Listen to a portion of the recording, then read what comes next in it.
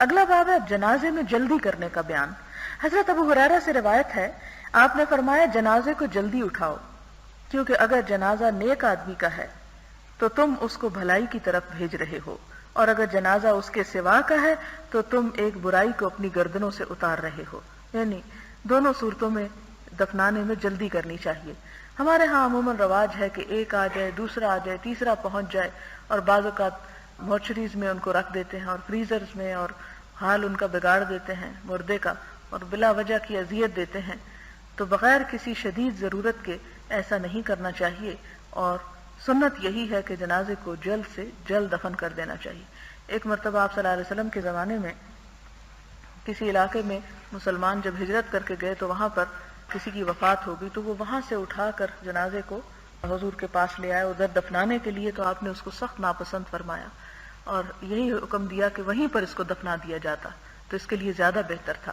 کیونکہ جنازے کو تو اٹھاتے ہوئے بھی کہا گیا کہ بہت آرام سے اٹھاؤ اور آہستہ آہستہ قبرستان کی طرف جاؤ، اور اس کو اس طرح مت پٹکو، کیونکہ اس کا بھی ایک احترام ہے، اس کی ایک عزت ہے، اور اس کو اذیت نہ دی جائے۔ پھر اس کے بعد ہم دیکھتے ہیں اگلی حدیث، حضرت ابو سعید رضی اللہ تعالی عنہ سے مروی ہے، فرمایا آپ فرمایا کرتے تھے جب جنازہ رکھا جاتا ہے اور لوگ اس کو کندھوں پر اٹھاتے ہیں تو اگر جنازہ نیک آدمی کا ہو تو کہتا ہے مجھے آگے لے جاؤ، اور اگر جنازہ برے آدمی کا ہو تو اپنے گھر والوں سے کہتا ہے ہائے ہلاکت، تم کہاں لے کے جا رہے ہو۔ اس کی آواز کو انسان کے سوا ہر چیز سنتی ہے، اور اگر انسان سن لے تو اس پر بے ہوشی طاری ہو جائے۔ اب یہاں پر ایک سوال پیدا ہوتا ہے کہ ہر چیز سنتی ہے تو ہم کیوں نہیں سن سکتے؟ اس کے جواب میں آپ کو پہلے بھی میں بتا چکی ہوں کہ مختلف آوازوں کا جو فریکوینسی ہے وہ مختلف ہوتی ہے۔ کچھ آوازیں ایسی ہیں کہ جو انسان نہیں سن سکتا، مثلا چمگادڑ کی آواز۔ چمگادڑ کے بارے میں آپ نے یہ پڑھا ہوگا کہ وہ دیکھ نہیں سکتی، وہ اپنی آواز کی ڈائریکشن میں اپنا رستہ تلاش کرتی ہے، اور اس کی شرل اتنی تیز ہوتی ہے کہ اگر انسان کے کان اس کو سن لے تو انسان کے کان کے پردے پھٹ جائیں۔ اور پھر کچھ آوازیں جو ہیں 170 یا 72 ڈیسیبلز، آواز کو ناپنے کا پیمانہ ڈیسیبل ہے، اگر اتنا شور ہو جائے تو انسان جو ہے وہ مر سکتا ہے۔ اسی لیے مردے کی آواز جو ہوتی ہے اس میں اتنی چیخ ہوتی ہے اور اتنی شدید ہوتی ہے، اگر وہ برا ہے اور اس کو ہلاکت کی طرف لے جایا جا رہا ہے، کہ وہ انسان اگر سن لے تو انسان زندہ نہ رہ سکے۔ اس لیے اللہ تعالیٰ نے یہ ہم سب پر بہت کرم کیا کہ وہ آوازیں ہمیں نہیں سنائیں۔ اگلا باب ہے باب تعجیل قضاء الدین عن المیت والمبادرۃ الی تجہیزہ الا ان یموت فجأۃ فیترک حتی یتیقن موتہ۔ میت کے قرض کی ادائیگی میں جلدی کرنے اور اس کی تجہیز و تکفین میں جلدی کرنے کا بیان۔ اگر موت اچانک واقع ہو تو توقف کیا جائے تاکہ موت کا یقین ہو جائے، یعنی فوراً اس کو دفنا نہ دیا جائے۔ حضرت ابو ہریرہ سے روایت ہے کہ حضور صلی اللہ علیہ وسلم سے روایت کرتے ہیں کہ آپ نے فرمایا مومن کی روح قرض کی وجہ سے لٹکتی رہتی ہے حتیٰ کہ اس کا قرض ادا کر دیا جائے، یعنی اپنے ٹھکانے تک نہیں پہنچتی۔ اور اسی طرح ایک اور روایت میں آتا ہے کہ آپ جنازہ پڑھانے سے انکار کر دیتے تھے اس شخص کا جس پر قرض ہو۔ تو پہلا کام مرنے کے بعد کیا کرنا چاہیے کہ اعلان کرنا چاہیے کہ اگر کسی کا میت کے اوپر قرض ہے تو اس کو ادا کر دیا جائے۔ ویسے بھی آپ سورۃ النساء میں 4 پارے کے اندر پڑھ چکے ہیں کہ میت کے جہاں وراثت کے احکامات، اس کے ترکے کو تقسیم کرنے کی بات آئی کہ ترکہ تقسیم کرنے سے پہلے قرض ادا کیا جائے، پھر اس کے بعد وصیت پوری کی جائے، اور تیسرے نمبر پر تقسیم کی جائے اگر کچھ بچ جائے۔ اگلی حدیث ہے حضرت حسین بن وحوہ رضی اللہ تعالی عنہ سے مروی ہے کہ حضرت طلحہ بن البراء بن عازب بیمار ہو گئے۔ حضور صلی اللہ علیہ وسلم ان کی بیمار پرسی کے لیے ان کے پاس تشریف لے گئے۔ فرمایا میرا خیال ہے کہ طلحہ کی موت کا وقت قریب آ چکا ہے، تم مجھے اس کی وفات کی اطلاع دینا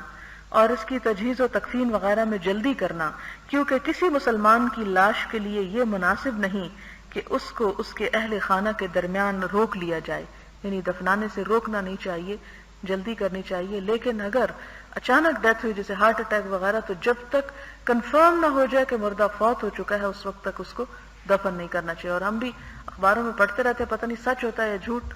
کہ دفن کرنے کے بعد مردہ زندہ ہو گیا، یا اس قسم کی باتیں، معلوم نہیں کہ وہ اس کی حقیقت کیا ہے۔ لیکن بعض اوقات ایسا سکتہ ہو جاتا ہے کہ جس میں انسان کے سارے جسم کی سرکولیشن رک جاتی ہے اور یہ سمجھا جاتا ہے کہ انسان واقعی ختم ہو چکا ہے۔ اگلا باب ہے باب الموعظۃ عند القبر، قبر کے پاس واز کرنے کا بیان، یعنی جب دفنایا جائے تو وہیں پر کھڑے ہو کر کچھ نصیحت اور تلقین کرنی چاہیے۔ حضرت علی رضی اللہ تعالی عنہ سے مروی ہے، فرمایا ہم بقیع الغرقد میں ایک جنازے میں شریک تھے۔ بقیع الغرقد اہل مدینہ کا قبرستان ہے، جنت البقیع جس کو ہم کہتے ہیں۔ حضور صلی اللہ علیہ وسلم ہمارے پاس تشریف لائے، آپ تشریف فرما ہوئے اور ہم بھی آپ کے ارد گرد بیٹھ گئے۔ آپ کے ہاتھ میں ایک چھڑی تھی، آپ نے سر جھکایا اور چھڑی کے ساتھ زمین کو کریدنے لگے، پھر فرمایا تم میں سے ہر شخص کا جنت کا ٹھکانہ اور دوزخ کا ٹھکانہ لکھ دیا گیا ہے۔ صحابہ نے عرض کیا یا رسول اللہ صلی اللہ علیہ وسلم، کیا ہم اپنے اسی لکھے پر بھروسہ نہ کر لیں؟ یعنی جب آپ نے یہ بتایا کہ ہر ایک کی جگہ معلوم ہے کہ کس نے کہاں جانا ہے، فرمایا عمل کرو، یعنی اس پہ بھروسہ نہ کرو کہ اگر میں جنت میری لکھی گئی ہے تو میں کہیں پہنچ ہی جاؤں گا، کیونکہ ہر شخص کے لیے وہ کام آسان کر دیا گیا ہے جس کے لیے اس کو پیدا کیا گیا، یعنی اس کو وہی توفیق ملنے لگتی ہے اور اسی چیز کی طرف وہ رجوع کرنے لگتا ہے، لیکن عمل کے بغیر جنت اور جہنم نہیں بنتی۔ باب الدعاء للمیت بعد دفنه والقعود عند قبره ساعة للدعاء له والاستغفار والقراءة، میت کی تدفین کے بعد اس کے لیے دعا کرنے، اس کی قبر کے پاس بیٹھنے، اس کے لیے استغفار کرنے اور اس کے لیے پڑھنے کا بیان۔ حضرت ابو عمرو اور بقول باز ابو عبداللہ اور بقول باز ابو لیلہ عثمان بن عفان رضی اللہ تعالی عنہ سے مروی ہے، فرمایا حضور صلی اللہ علیہ وسلم جب کسی میت کی تدفین سے فارغ ہوتے تو اس کی قبر پر ٹھہر جاتے اور فرماتے اپنے بھائی کے لیے مغفرت کی دعا کرو اور اللہ تعالیٰ سے اس کے لیے ثابت قدمی کی التجا کرو، کیونکہ اب اس سے سوال کیے جائیں گے۔ یعنی یہ نہیں کہ دفن کرنے کے فوراً بعد انسان وہاں سے نکل آئے، بلکہ وہاں ٹھہر جائے کچھ دیر کے لیے اور دعائیں کرتا رہے۔ اس سے یہ پتہ چلتا ہے کہ قبر کے پاس بھی دعا کرنے کا فائدہ ہوتا ہے اور اس کی اجازت بھی ہے۔ حضرت عمرو بن عاص رضی اللہ تعالی عنہ سے مروی ہے، فرمایا جب تم مجھ کو دفن کر چکو تو اتنی دیر میری قبر کے ارد گرد ٹھہرنا جتنی دیر میں قربانی کے جانور ذبح کیے جاتے ہیں اور ان کا گوشت تقسیم کیا جاتا ہے، تاکہ میں تمہارے ساتھ مانوس رہوں اور میں جان سکوں کہ میں خدا کے قاصد و منکر نکیر کو کیا جواب دوں۔ یعنی وہ اپنے دل کی تسلی کے لیے یہ بات کہہ رہے تھے، اگرچہ باہر والے اندر والے کو کوئی بھی فائدہ تو نہیں دے سکتے سوائے دعا کے۔ حضرت عمرو بن العاص کے بارے میں تو آپ کو معلوم ہی ہے کہ فاتح مصر ہیں، اور یہ حدیث طوالت کے ساتھ پہلے بیان ہو چکی ہے۔ حضرت امام شافعی فرماتے ہیں مستحب یہ ہے کہ میت کی قبر کے پاس قرآن حکیم کے کچھ حصے کی تلاوت کی جائے، اور اگر پورا قرآن حکیم ختم کریں تو یہ بہت اچھا ہے۔ یہ امام شافعی کی رائے ہے، یعنی قبر کے پاس ہی دفنانے کے بعد کچھ حصہ پڑھ لیا جائے، اور اگر سارا پڑھ لیا جائے تو زیادہ بہتر ہے، لیکن اگر وہاں نہ پڑھا جائے تو اس کا یہ مطلب نہیں کہ میت جو ہے اس کو کوئی فائدہ نہیں ہو سکتا۔ باب الصدقۃ عن المیت والدعاء لہ، میت کی طرف سے صدقہ کرنے اور اس کے لیے دعا کرنے کا بیان۔ اب یہ کہ انسان جب مر جائے تو پیچھے والے اس کے لیے کیا کچھ کریں، اسے کس کس چیز کا فائدہ ہو سکتا ہے، تو سب سے پہلی چیز تو دعا ہی ہے۔ اللہ تعالیٰ نے ارشاد فرمایا اور اس مال میں ان کا بھی حق ہے جو ان کے بعد آئے، اور جو کہتے ہیں اے ہمارے پروردگار ہمیں بھی بخش دے اور ہمارے ان بھائیوں کو بھی جو ہم سے پہلے ایمان لائے، یعنی جو پہلے جا چکے ہیں۔ حضرت عائشہ سے روایت ہے کہ ایک آدمی حضور صلی اللہ علیہ وسلم کی خدمت میں عرض کرتا ہے بے شک میری ماں کو اچانک موت آ گئی اور میرا گمان ہے کہ اگر وہ بات کرتی تو صدقہ کرتی، اب اگر میں اس کی طرف سے صدقہ کر دوں تو کیا اس کو ثواب ملے گا؟ فرمایا ہاں۔ اس سے یہ پتہ چلتا ہے کہ میت کے نام پر یا میت کی طرف سے صدقہ اس کو فائدہ پہنچاتا ہے، اس کے اجر اور ثواب میں اضافہ کرتا ہے۔ حضرت ابو ہریرہ سے مروی ہے حضور صلی اللہ علیہ وسلم نے فرمایا جب انسان مر جاتا ہے تو اس کا عمل ختم ہو جاتا ہے، مگر 3 عمل ختم نہیں ہوتے۔ نمبر 1 صدقہ جاریہ، نمبر 2 ایسا علم جس سے لوگ فائدہ حاصل کر رہے ہوں، اور نمبر 3 نیک اولاد جو اس کے لیے دعا کرے۔ یہاں پر بیٹا کا لفظ لکھا ہوا ترجمے میں ولد کا لفظ چائلڈ کے لیے عربی میں استعمال ہوتا ہے، اور اس کی دلیل وہی آیات میراث ہیں جس میں ولد کا لفظ چائلڈ کے معنوں میں استعمال ہو چکا ہے۔ کیونکہ اگر ہم اس کا ترجمہ بیٹا کریں گے تو اس کا مطلب ہے کہ بیٹی کی دعا نہ قبول ہوگی، حالانکہ ایسی بات نہیں ہے، اولاد کے معنوں میں ہے یہ لفظ۔ اب ان تینوں باتوں کی تھوڑی تھوڑی وضاحت ہو جائے۔ صدقہ جاریہ انسان کو مرنے کے بعد بھی فائدہ دیتا ہے، یعنی انسان اپنی زندگی میں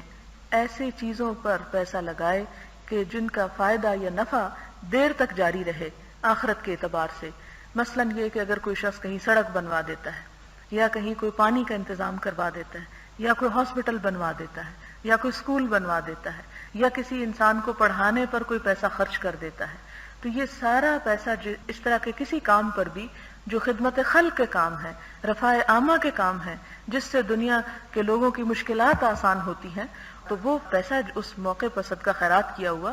صرف دنیا میں رہتے ہوئے فائدہ نہیں دیتا، دنیا کی مشکلات کو آسان نہیں کرتا، بلکہ مرنے کے بعد بھی جب تک وہ نیکی کا کام ہوتا رہتا ہے انسان کو اس کا فائدہ پہنچتا رہتا ہے۔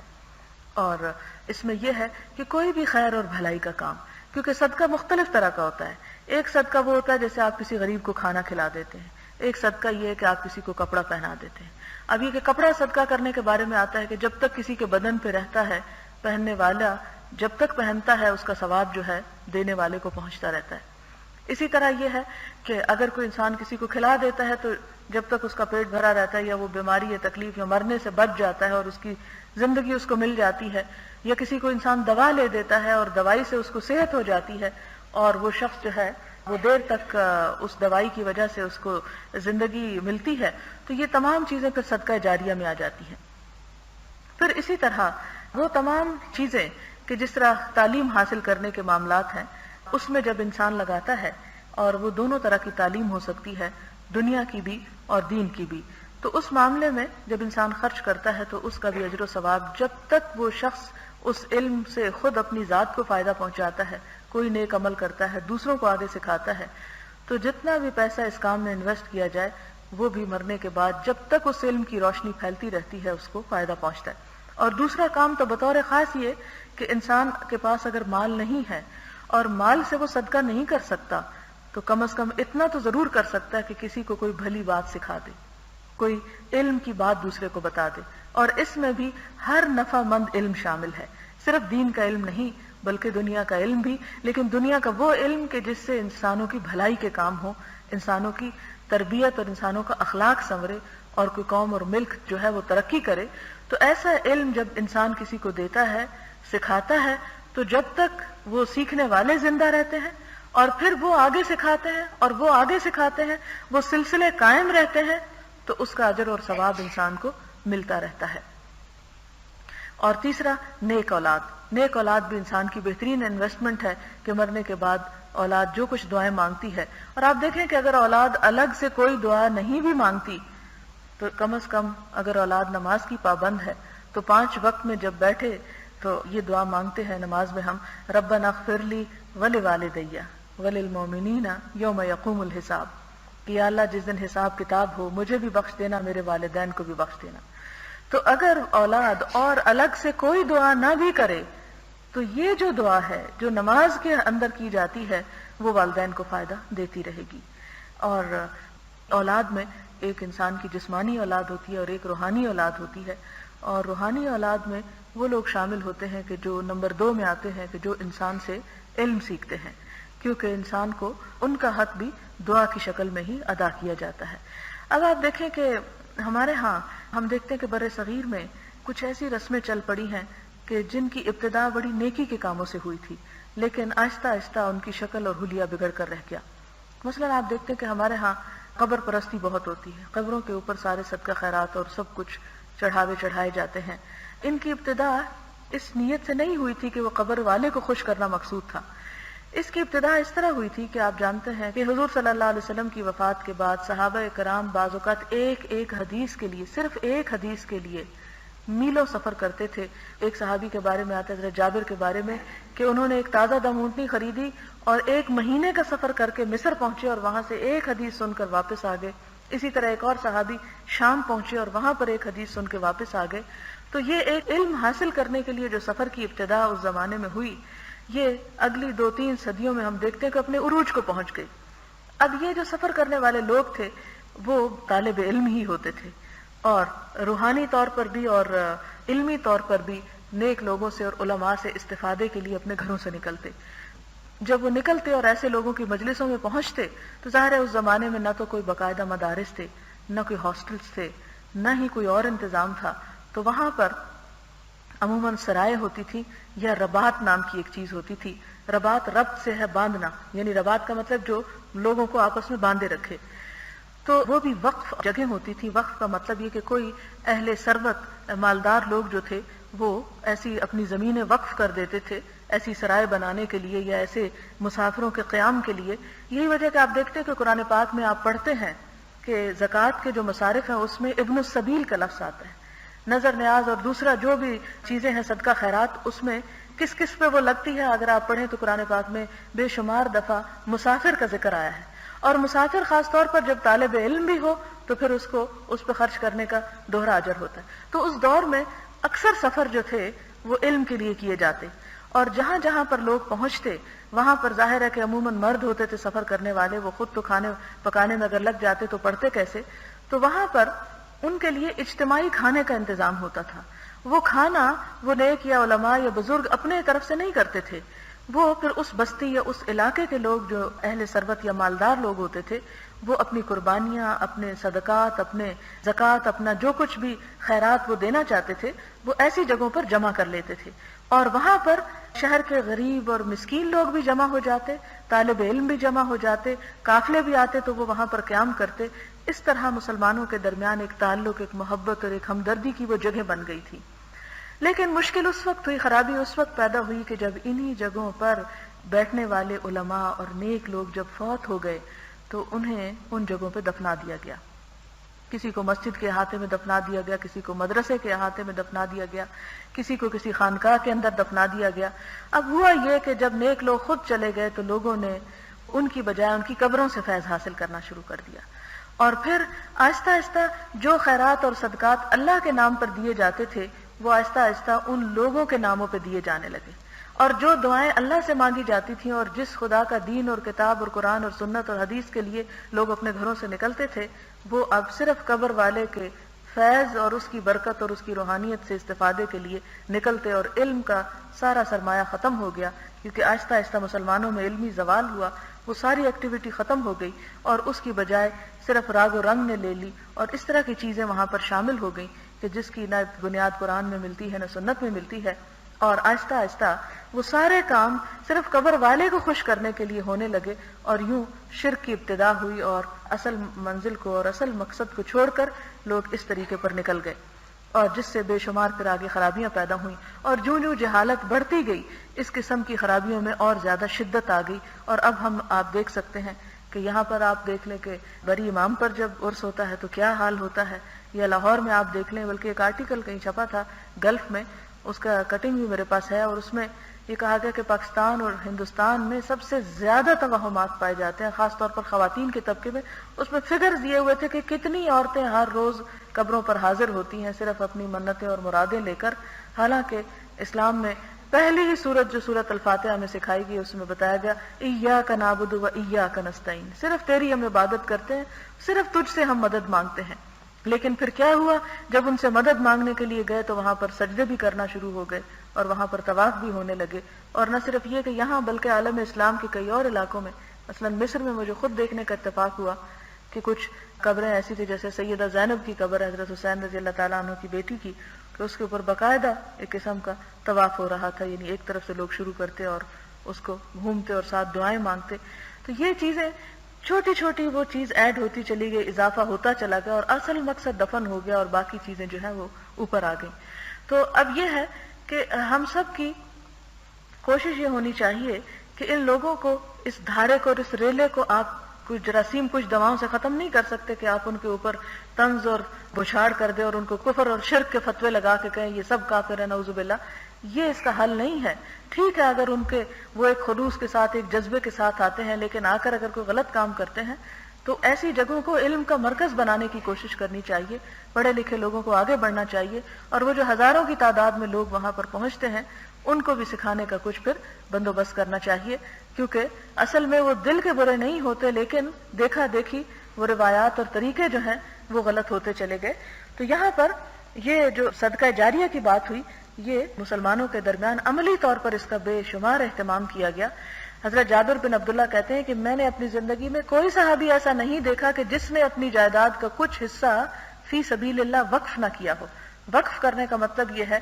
کہ اس میں سے کچھ حصہ اللہ کے نام پہ مخصوص نہ کیا ہو کہ اس پہ مسجد بنے گی یا مدرسہ بنے گا یا پھر یہاں مسافروں کے رہنے کی جگہ بنے گی یا یتیموں کے لیے بنے گی یا مسکینوں کے لیے بنے گی، وہ ایک اجتماعی مسلمانوں کی خدمت کا ذریعہ بنا۔ اور اس میں ہم دیکھتے ہیں کہ بعض لوگ جب زمینیں وقف کیا کرتے تھے تو ان کے چراگاہیں بنا دی جاتی جس پر گھوڑے پلتے اور پھر وہ جہاد میں کام آتے، تو اس طرح مسلمان اجتماعی طور پر خیر کے کام کرتے۔ آج ہمارے ہاں مشکل یہ ہے کہ جب کوئی فوت ہو جاتا ہے تو صرف دیگے پکا کے امیر لوگ ہی بیٹھ کے کھا پی کے چلے جاتے ہیں، حالانکہ اسی پیسے کو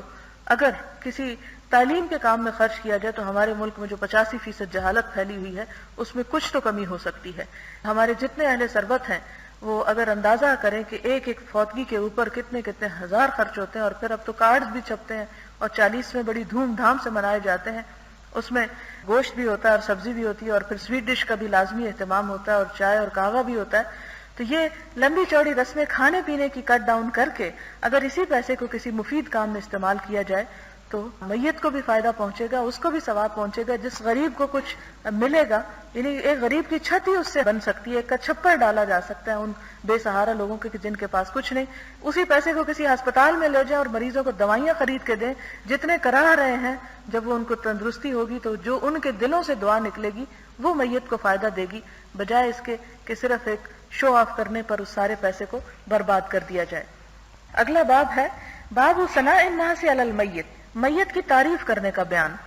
حضرت انس رضی اللہ تعالی عنہ سے مروی ہے، فرمایا کچھ صحابہ ایک جنازے کے پاس سے گزرے تو انہوں نے اس میت کی تعریف کی تو حضور صلی اللہ علیہ وسلم نے فرمایا واجب ہو گئی۔ پھر وہ دوسرے جنازے کے پاس سے گزرے تو انہوں نے اس میت کی برائی کی تو آپ نے فرمایا واجب ہو گئی۔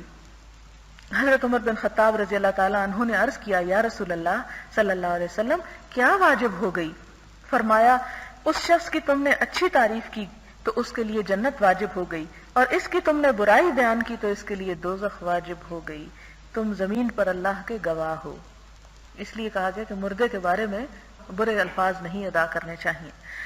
حضرت ابو الاسود سے مروی ہے، فرمایا میں مدینہ منورہ گیا اور حضرت عمر بن خطاب رضی اللہ تعالی عنہ کے پاس جا بیٹھا، ان کے پاس سے ایک جنازہ گزرا تو جنازے والے شخص کی تعریف کی گئی تو حضرت عمر نے فرمایا واجب ہو گئی۔ پھر دوسرا جنازہ گزرا تو اس صاحب جنازہ کی بھی تعریف کی گئی تو حضرت عمر نے فرمایا واجب ہو گئی۔ پھر تیسرا جنازہ گزرا تو اس جنازے والے شخص کی برائی بیان کی گئی تو حضرت عمر نے فرمایا واجب ہو گئی۔ ابو الاسود کہتے ہیں میں نے عرض کیا یا امیر المومنین کیا واجب ہو گئی؟ فرمایا میں نے وہی کچھ کہا جو حضور صلی اللہ علیہ وسلم نے فرمایا جس مسلمان کے متعلق 4 آدمی اچھی گواہی دے دیں اللہ تعالیٰ اس کو جنت میں داخل کر دیں گے۔ ہم نے عرض کیا اور 3؟ فرمایا 3 کا بھی یہی حکم ہے۔ ہم نے عرض کیا اور 2؟ فرمایا 2 کا بھی یہی حکم ہے۔ اور پھر ہم نے آپ سے 1 کے بارے میں سوال نہ کیا، یعنی بات پتہ چل گئی کہ وہ شخص کیسا تھا۔ اس شخص کی فضیلت کا بیان جس کے چھوٹے بچے فوت ہو جائیں۔ حضرت انس رضی اللہ تعالیٰ عنہ سے مروی ہے، فرماتے ہیں کہ حضور صلی اللہ علیہ وسلم نے فرمایا جس شخص کے 3 بچے سن بلوغ کو پہنچنے سے پہلے فوت ہو جائیں اللہ تعالیٰ اس کو ان بچوں پر اپنی رحمت کے فضل سے جنت میں داخل کر دیں گے، یعنی اس پر صبر کرے انسان اور اللہ تعالیٰ اس کی بہترین جزا دیں گے۔ حضور صلی اللہ علیہ وسلم نے فرمایا تم میں سے جس شخص کے 3 بچے فوت ہو جائیں اس کو آگ نہیں چھو سکے گی مگر اسی قدر جس سے قسم پوری ہو سکے۔ قسم پوری ہو سکے سے مراد یہ ہے کہ قرآن پاک میں آتا ہے وَإِن مِّنكُمْ إِلَّا وَارِدُهَا، تم میں سے ہر شخص کو پل صراط سے گزرنا ہے، اور پل صراط کیا جو جہنم کے اوپر نصب ہے۔ تو اگر کسی شخص کے اعمال ایسے خراب ہیں تو اگرچہ اسے جنت میں لے جایا جا رہا ہوگا لیکن اس کی لپٹیں اس کو وہ قسم چونکہ اللہ نے فرمائی اس لیے پوری کی جائے گی۔ حضرت ابو سعید خدری رضی اللہ تعالیٰ عنہ سے مروی ہے، فرمایا ایک عورت حضور صلی اللہ علیہ وسلم کی خدمت میں حاضر ہوئی اور عرض کیا یا رسول اللہ صلی اللہ علیہ وسلم مردوں نے آپ کی احادیث حاصل کر لی، ہمارے لیے ایک دن مقرر فرمائیں جس میں ہم آپ کی خدمت میں حاضر ہوں اور آپ ہم کو اس کی تعلیم دیں جو اللہ تعالیٰ نے آپ کو علم عطا فرمایا۔ آپ نے فرمایا فلاں فلاں دن تم اکٹھی ہو جانا۔ عورتیں اکٹھی ہوئیں تو آپ صلی اللہ علیہ وسلم ان کے پاس تشریف لے گئے اور آپ نے ان کو اس سے تعلیم دی جو اللہ تعالیٰ نے آپ کو علم عطا فرمایا تھا۔ پھر فرمایا تم میں سے جو عورت بھی اپنے 3 بچوں کو آگے بھیجے گی وہ اس کے لیے آگ سے حجاب بن جائیں گی۔ ایک عورت نے عرض کیا اور 2؟ آپ نے فرمایا اور 2 کا بھی یہی حکم ہے، لیکن شرط ہے صبر کرنا۔ اگر اس پر واویلا کیا اور اللہ تعالیٰ سے ناراضگی کا اظہار کیا تو پھر معاملہ الٹ جائے گا۔ باب البكاء والخوف عند المرور بقبور الظالمين ومصارعهم وإظهار الافتقار إلى الله تعالى والتحذير من الغفلة عن ذلك۔ ظالموں کی قبروں اور ان کی تباہی کے مقامات کے پاس سے گزرتے وقت رونے، خوف زدہ ہونے اور اللہ تعالیٰ کی طرف اپنے احتیاج یعنی محتاج ہونے کے اظہار کا بیان اور اس سے کوتاہی کرنے پر ڈرانے کا بیان۔ حضرت ابن عمر رضی اللہ تعالیٰ عنہ سے مروی ہے کہ حضور صلی اللہ علیہ وسلم نے اپنے صحابہ کرام سے فرمایا، یعنی جب وہ قوم سمود کے علاقے ہجر میں پہنچے، ان عذاب یافتہ لوگوں پر یعنی ان کے علاقے میں داخل نہ ہونا مگر اس حال میں کہ تم رو رہے ہو، اور اگر تم رو نہ رہے ہو تو ان پر داخل نہ ہونا، کہیں ایسا نہ ہو کہ تم پر بھی وہی عذاب آ جائے جو ان پر ہوا تھا۔ یعنی آثار قدیمہ دیکھنے کے بارے میں قرآن پاک میں حکم ہے کہ سیروا فی الارض فانظروا کیف کان عاقبۃ المجرمین، کہ زمین میں چل پھر کے دیکھو کہ مجرموں کا انجام کیسا ہوا، لیکن وہاں پہنچ کر تفریح نہیں کرنی چاہیے، یعنی ان کھنڈرات اور ان بربادی کے مقامات کو دیکھ کر بلکہ اس پر عبرت حاصل کرنی چاہیے۔ ایک اور روایت میں ہے حضرت محمد صلی اللہ علیہ وسلم ہجر کے علاقے سے گزرے۔ ہجر قرآن پاک میں اس کا ذکر آیا، ایک سورت کا نام بھی ہے، ایک علاقے کا نام ہے۔ آپ نے فرمایا ان لوگوں کے مساکن میں داخل نہ ہونا،